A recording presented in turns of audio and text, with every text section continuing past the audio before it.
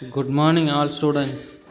Today we are going to study about genetic code, molecular genetics. நாம் 5வது lesson பார்த்துக்கிட்டு இருக்கோம். இதில் ஜெனட்டிக் கோடு அப்படின்னா என்ன அப்படின்னு தான் இந்த கிளாஸில் நாம் தெரிஞ்சுக்க போகிறோம். சரியா? அது மட்டும் இல்லாமல் மியூட்டேஷன் அண்ட் ஜெனட்டிக் கோடு, அப்புறம் இன்னொரு டாபிக் நம்ம 3 டாபிக் இந்த வீடியோவில் பார்க்கலாம். டிஆர்என்ஏ, தி அடாப்டர் மாலிகுல். சரியா? இந்த 3 டாப்பிக்கும் இப்போ பார்ப்போம். இப்போ ஃபஸ்ட்டு ஜெனட்டிக்கல் கோடு அப்படின்னா என்ன சார் அப்படின்னு கேட்டிங்கன்னா, இங்கே இருக்குது பாருங்கள். இந்த translation of proteins follows the triplet rule. அதாவது ப்ரோட்டீன் சிந்தசிஸ் நடக்கிறப்போ என்ன ஆகிடும் அப்படின்னா, டிரான்ஸ்லேஷன் அப்படின்ற ஒரு ப்ராசஸ் நடக்கணும். சரியா? அது இந்த ஆர்என்ஏவால் நடக்கின்றது. இதில் மெயினாக நமக்கு எம்ஆர்என்ஏ தான் இங்கே மெசஞ்சர், அதாவது செய்திகளை கொண்டுள்ள ஒரு ஆர்என்ஏவாக இந்த மெசஞ்சர் ஆர்என்ஏக்கள் காணப்படுகின்றன. அதை என்ன பண்ணணும் அப்படின்னா, டிரான்ஸ்லேஷன் பண்ணணும். சரியா? டிரான்ஸ்லேஷன் பண்ணி டிரான்ஸ்ஃபர் பண்ணுறது டிஆர்என்ஏ. சரியா? டிரான்ஸ்ஃபர் ஆர்என்ஏ அது அப்படின்னு அதுக்கு பேர். இதை ஆர்என்ஏக்கள் மூலமாக தான் இந்த மேக்சிமம் இந்த ப்ரோட்டீன் சிந்தசிஸ் நமக்கு நடக்கின்றது. இதில் நமக்கு தெரியும், ப்ரோட்டீன்ஸ் மொத்தம் அதாவது 22 அமினோ ஆசிட்ஸால் உருவாக்கப்படுகிறது அப்படின்னு நமக்கு தெரியும் இல்லையா? இந்த அமினோ ஆசிட்ஸ் எல்லாத்தையும் உருவாக்குறது எது அப்படின்னா, இந்த எம்ஆர்என்ஏவும் டிஆர்என்ஏவும் சேர்ந்து தான். சரியா? இந்த ஜெனட்டிக்கல் கோட் அப்படின்னு சொல்கிறது நியூக்ளியோடைட்ஸ் இருக்கு இல்லையா? அந்த நியூக்ளியோடைட்ஸோட அரேஞ்ச்மெண்ட், அதாவது ட்ரிப்ளெட் ரூல் அப்படின்னு சொன்னால் 3 நியூக்ளியோடைடுகள் ஒன்றாக அமைந்து அதுக்கு பேர் தான் ட்ரிப்ளெட் ரூல் அப்படின்னு பேர். சரியா? Next, a sequence of 3 mRNA base, அதை தான் ஒரு கோடான் அப்படின்னு சொல்லுவோம் நாம். சரியா? 3 எம்ஆர்என்ஏ பேஸ் பேர்கள் சேர்ந்து ஒரு கோடானாக மாறுகிறது. சரியா? இதில் designates one of the 20 different kind of amino acids used in protein synthesis. இதில் மொத்தம் 20 வகையான அமினோ ஆசிட்ஸ்கள் எதுக்காக பயன்படுகிறது அப்படின்னு சொன்னால், புரத உருவாக்கத்தில் பங்கு பெறுகின்றன. சரியா? Genetic code is the sequence relationship between nucleotide in genes and the amino acids in the protein they encode. ஒரு குறிப்பிட்ட புரோட்டீனை உருவாக்க ஒரு குறிப்பிட்ட கோடு பயன்படுகிறது. அந்த கோடு எதில் இருக்கும் அப்படின்னா, ஜீன்ஸில் காணப்படக்கூடிய நியூக்ளியோடைடுகளில் இந்த கோட்ஸ், ஜெனட்டிக்கல் கோட்ஸ் காணப்படுகிறது. சரியா? அடுத்தது, எத்தனை கோடு பாசிபிள் நமக்கு அப்படின்னு கேட்டிங்கன்னா, மொத்தம் 64 possible triplet codes 64 possible triplet கோடான்கள் இருக்கின்றன. இதில் 61 of them are used to represent amino acids. அதாவது 61 அமினோ அந்த ட்ரிப்ளெட் கோடான்ஸ் மட்டும்தான் என்ன பங்கு பெறுகிறது அப்படின்னா, ப்ரோட்டீன் சிந்தசிஸில் அமினோ ஆசிட்ஸுக்கு அதாவது தன்னோட இன்ஃபர்மேஷன்ஸை கொடுக்கின்றன. சரியா? இதை மீதி அந்த 3 எங்கே சார் போச்சு? 64 பாசிபிள் ட்ரிப்ளெட் இருக்குது. இந்த 3 ட்ரிப்ளெட் எங்கே போச்சு அப்படின்னு கேட்டிங்கன்னா, அது remaining 3 triplet codons are termination signals. அந்த லாஸ்ட்டு 3 ட்ரிப்ளெட் மட்டும் என்ன ஆகும் அப்படின்னா, ப்ரோட்டீன் சிந்தசிஸை முடிவடைய செய்யக்கூடிய ஒரு சிக்னல்ஸை அது கொண்டுள்ளன. சரியா? அந்த 3 கோடான்ஸ் இங்கே இருக்கு பாருங்கள்.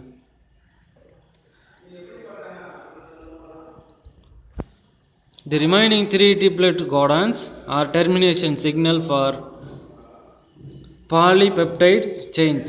பாலிபெப்டைட் செயின்ஸை கட் பண்ணுறதுக்கு உண்டான கோடை அந்த 3 ட்ரிப்ளெட்கள் கொண்டுள்ளன. சரியா? இதில் only 20 amino acids includes in protein synthesis. Most of them are encoded by more than one triplet. அது எல்லாமே ஒரு ட்ரிப்ளெட் கோடால் என்கோட் செய்யப்பட்டிருக்கும். சரியா? மொத்தம் நமக்கு 20 அமினோ ஆசிட்ஸ் இருக்குது அப்படின்னு நம்ம ஏற்கனவே சொன்னோம். இதில் 2 திங்ஸ் இருக்குது, 2 விஷயம் இருக்குது. என்னென்ன விஷயங்கள் அப்படின்னு சொன்னால், ஃபஸ்ட்டு திங் என்ன அப்படின்னா, there is more than one tRNA for most amino acids. Each tRNA has a different anticodons. அதாவது ஒரு ப்ரோட்டீன் சிந்தசி ஒரு அமினோ ஆசிட்ஸ் இருக்குது அப்படின்னா அதில் எத்தனை டிஆர்என்ஏ இருக்கும் அப்படின்னா அதிகமான டிஆர்என்ஏக்கள் வந்து காணப்படும். TRNA for most amino acids, each tRNA has a different anticodons. ஒரு அமினோ ஆசிட்ஸும் வந்து ஒரு ஆன்டிகோடானை தன்னுடன் வைத்து இருக்கும். சரியா? அடுத்தது second, this pairing is highly specific for the first two portions on the codon, permitting Watson and Crick base pairs. Watson and Crick 2 பேரும் base பேர் வந்து வெளியிட்டாங்க அப்படின்னு நம்ம ஏற்கனவே இந்த லெசனில் பார்த்தோம். இது ரெண்டுமே வந்து என்ன, செகண்ட் திங் என்ன அப்படின்னு கேட்டிங்கன்னா, திஸ் பேரிங், இந்த பேரிங் வந்து ஸ்பெசிஃபிக், ரொம்ப ரொம்ப யூனிக்கான ஒரு கோடை கொண்டு இருக்கிறது, அதாவது கொண்டு காணப்படுகிறது. Each tRNA has different anticodons. அது எல்லாமே வந்து அதுக்கு தெரியும், நமக்கு ஏற்கனவே நம்ம இது சொல்லியிருக்கிறோம்.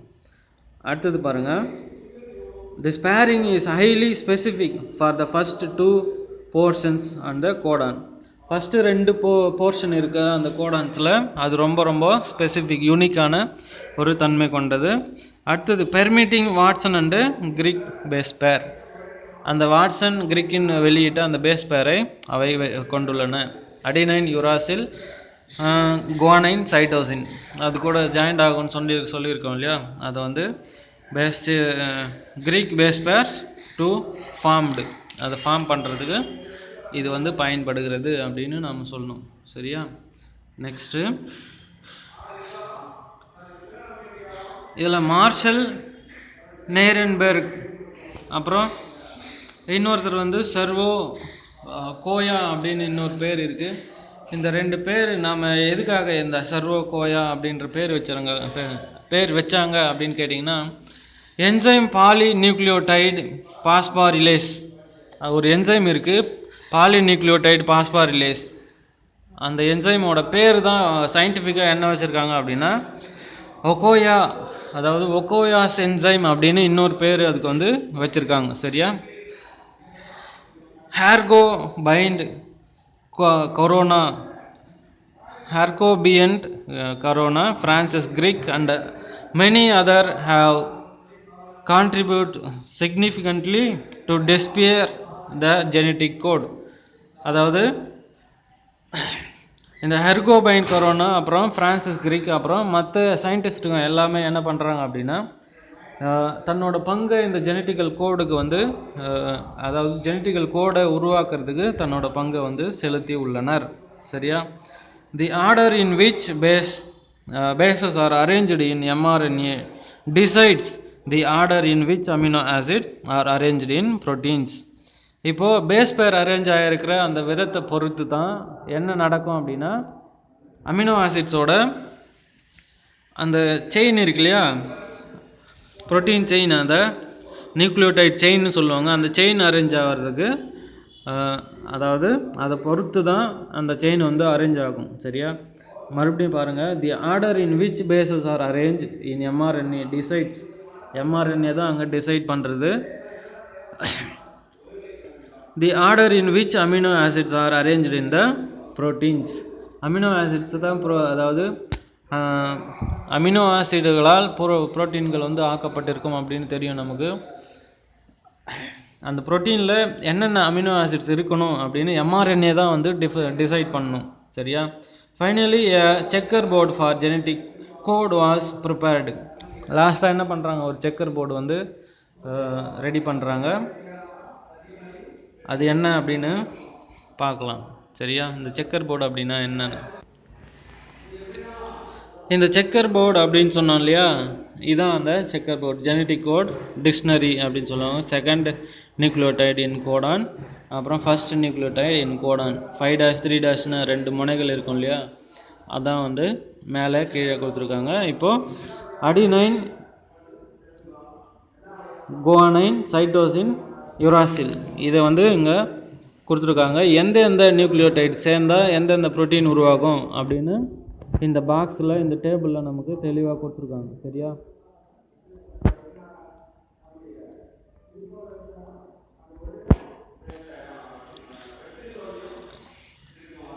இப்போ கோடான் அப்படின்றது பாருங்கள் எப்படி இருக்குது அப்படின்னு. ஜிசிஜி அலனின் புரோட்டீனை வந்து அவை உருவாக்குகின்றன. 3 letter and single letter abbreviations, அதாவது அந்த அலனினோட ஷார்ட் ஃபார்ம் தான் இந்த ஏஎல்ஏ அப்படின்னு நமக்கு கொடுத்துருக்காங்க இங்கே. சரியா? எங்கே கொடுத்துருக்காங்க? இங்கே கொடுத்துருக்காங்க பாருங்கள். இங்கே பார்த்தா தெரியும் நமக்கு ஏஎல்ஏ அப்படின்னு ஷார்ட்டாக வந்து கொடுத்துருக்காங்க. சரியா? இதில் பாருங்கள், மேலே ரைட் சைடில் பாருங்கள் யுராசிலும். சரியா? 3' யுராசில், 5' யுராசில். இது ரெண்டும் சேர்ந்தால் என்னென்ன ப்ரோட்டீன்ஸ் கிடைக்கும் அப்படின்னா ஃபினைல் அலனின், அப்புறம் லியூசின். சரியா? யுராசில் 3 யுராசில் சேர்ந்தால் ஃபினைல் அலனின் அப்படின்ற ஒரு ப்ரோட்டீன் நமக்கு கிடைக்கும். சரியா? அப்புறம் யுராசில் சைட்டோசின் இது சேர்ந்தால் நமக்கு என்ன கிடைக்கும் அப்படின்னா அதுவும் ஃபினைல் அலனின் தான். அப்புறம் யுராசில் அடினைன் சேர்ந்தால் லியூசின் வந்து நமக்கு கிடைக்கும். சரியா? இதே மாதிரி தான் எல்லாத்துக்கும். இப்போது எப்படி பார்க்கணும் அப்படின்னு பாருங்கள். இந்த வரிசையில் பார்க்கணும். இப்படி பார்த்து இது, அப்புறம் நெக்ஸ்ட்டு இது, அப்புறம் வந்து நெக்ஸ்ட்டு இது, அடுத்தது இது. சரியா? இப்படி தான் நாம் வந்து இந்த போர்டில் செக் பண்ணுறது. சரியா?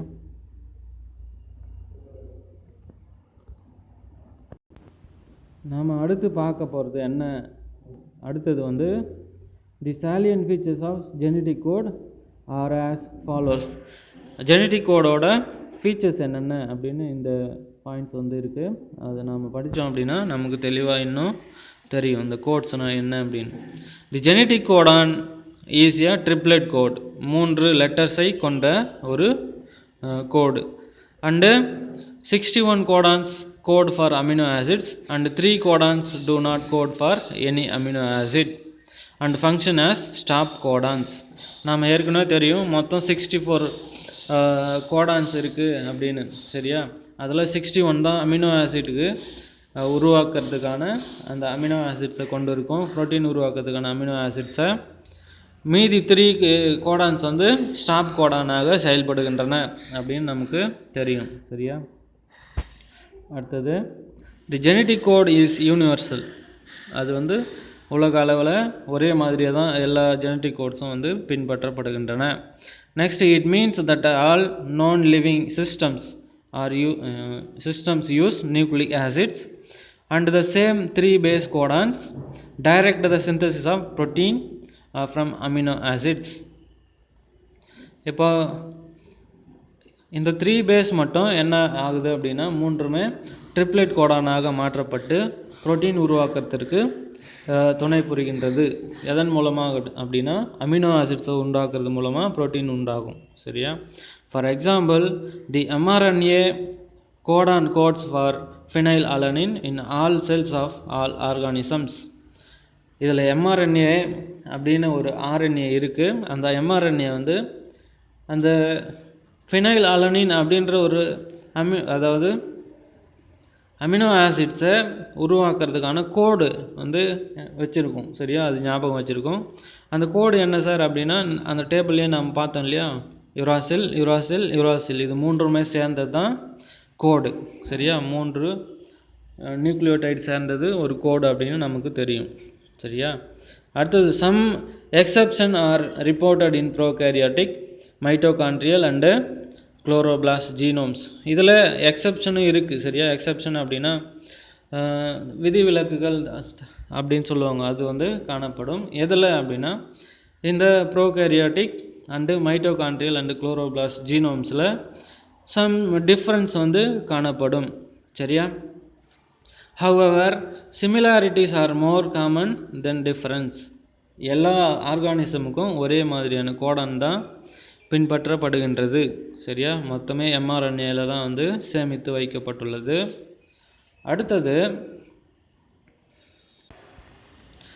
அடுத்தது என்ன அப்படின்னா, a non overlapping codon means that the same letter is not used for two different codons. இப்போது ஒரே மாதிரியான கோடான்ஸ் வந்து 2 அமினோ ஆசிட்க்கு பயன்படுத்தப்படாது. நம்ம ஏற்கனவே இதை போன கிளாஸ்லேயே வந்து பார்த்துட்டோம். சரியா? அடுத்தது, for instance the nucleotide sequence guanine uracil uracil guanine uracil cytosine represents only 2 codons. இது ரெண்டுமே 2 கோடான்களை மட்டுமே குறிக்கும். சரியா? இட் இஸ் காமாலெஸ், அதாவது கமாலெஸ். இதில் கமாவே வந்து இருக்காது. Which means that the message would be read directly from one end to other. அதாவது மெசேஜ் வந்து ஒரு முனையிலிருந்து மறுமுனைக்கு ரீட் பண்ணிக்கிட்டே போயிடும். சரியா? கமாவே இங்கே கிடையாது. No punctuation are needed between 2 codes. நடுவில் எந்த பஞ்சுவேஷன் மார்க்கும் நம்ம முற்றுப்புள்ளியெல்லாம் வைப்போம் இல்லையா, full stop, comma, colon, semicolon, அப்படி எதுவுமே இங்கே வந்து காணப்படாது. இந்த கோட்ஸ் ஜெனடிக் கோட்ஸ் மட்டும் அப்படியே லைனாக வந்து அரேஞ்ச் ஆகிருக்கும். சரியா? Next, a degenerate code means that more than one triplet codon could code for a specific amino acids. degenerate codes அப்படின்னா அந்த 3 கோடான்கள் காணப்படுகிறது இல்லையா, நம்ம 61 + 3 அப்படின்னு ஞாபகம் வச்சுக்கணும். ஏன்னா மொத்தம் 64 கோட்ஸ் இருக்குது. அதில் 61 கோட்ஸு ப்ரோட்டீன் சிந்தசிஸ்க்கும் 3 கோட்ஸு ப்ரோட்டீன் சிந்தசிஸை ஸ்டாப் பண்ணுறதுக்கும் பயன்படுகிறது. சரியா? அந்த ஸ்டாப் பண்ணுற கோட்ஸ் தான் வந்து டீஜெனரேட் கோடு அப்படின்னு சொல்லுவாங்க. சரியா? For example, codons guanine uracil uracil, guanine uracil cytosine, guanine uracil adenine and guanine uracil guanine code for valine. இது எல்லாமே வந்து வேலின் உருவாக்கத்திற்கு பயன்படக்கூடிய அந்த genetical codes. Next, non ambiguous code means that one codon will code for one amino acid. சரியா? இந்த scientific term நம்ம ஞாபகம் வச்சுக்கணும். இதில் ஃபஸ்ட்டு நான் ஆம்பிஷியஸ், அதாவது ஆம்பிகுயஸ் அப்படின்னு சொல்லலாம்.